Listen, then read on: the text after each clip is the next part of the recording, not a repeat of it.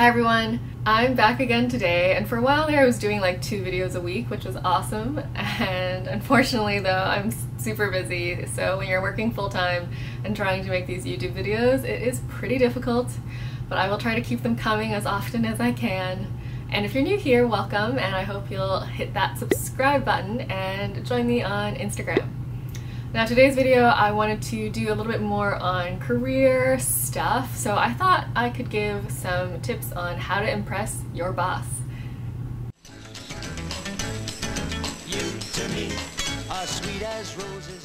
Now the tips that I provide today are going to be most applicable for those of us who work in a traditional office environment or professional services type of environment, and less so if you work in like frontline retail or in a restaurant or something. However, I think there are still very applicable lessons you can take out of that. And secondly, these tips that I'm offering today are really not going to be ways you can suck up to your boss, because I feel like when you search for this topic you often find things like that, such as dressing to impress or coming early, leaving late. I mean, while those could be useful, I feel like what I'm going to tell you today with these kind of 3 sage pieces of advice is more fundamental than that. So let's get into it. Now this first piece of advice I think is truly applicable to any setting, and that is to be empathetic. Now you may be thinking, oh gosh, that's so hippy-dippy, whatever, empathy schmempathy, but honestly that's one of the best things you can do, and that is to put yourself in your supervisor's shoes. What would you be concerned about if you were in her position? Is there maybe a big board presentation coming up, and even if she's already given you some discrete things that you can do to help her out, are there other things you can just offer your support in and give leverage to her for?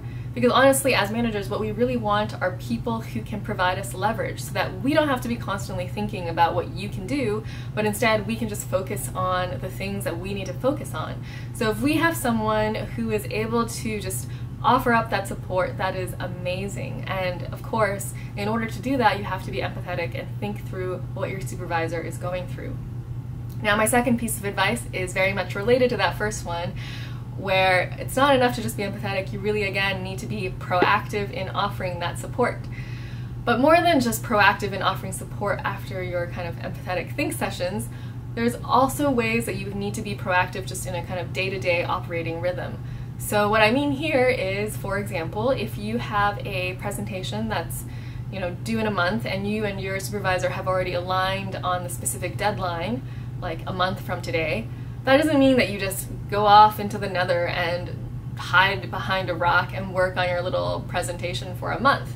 Because if you did do that, odds are more likely than not that your supervisor is going to be, 2 weeks' time sending you a quick email like, hey, Joanna, how's that presentation going?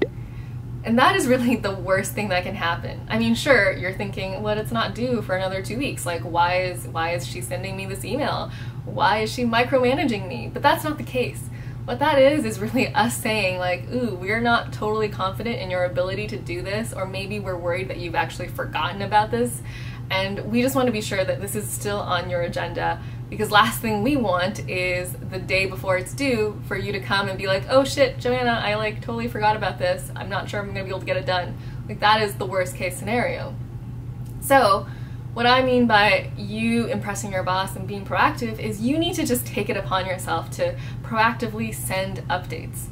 Instead of waiting for your boss to ask you something, which is the worst case scenario, be proactive and just say, hey boss, I'm working on that presentation and it's coming along nicely. I'll be able to check in with you at the end of this week if you're interested to see progress. Something like that will just provide so much assurance to your manager that things are moving along smoothly and there's nothing to worry about. And my third piece of advice is very tactical and something that you can really implement right away, and that is to plan an agenda for every meeting you have with your supervisor.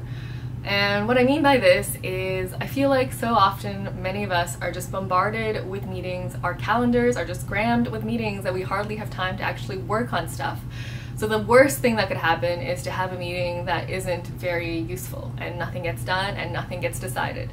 So really, when you are having those kind of one-on-one check-ins, or even in a group environment, if you show the initiative and plan an agenda, that just means that you are on top of your shit. You're again being empathetic and you're being proactive. So again, using that kind of, month from now major project deadline as my example, say that I have, 2 weeks time planned a meeting with my boss for a check-in.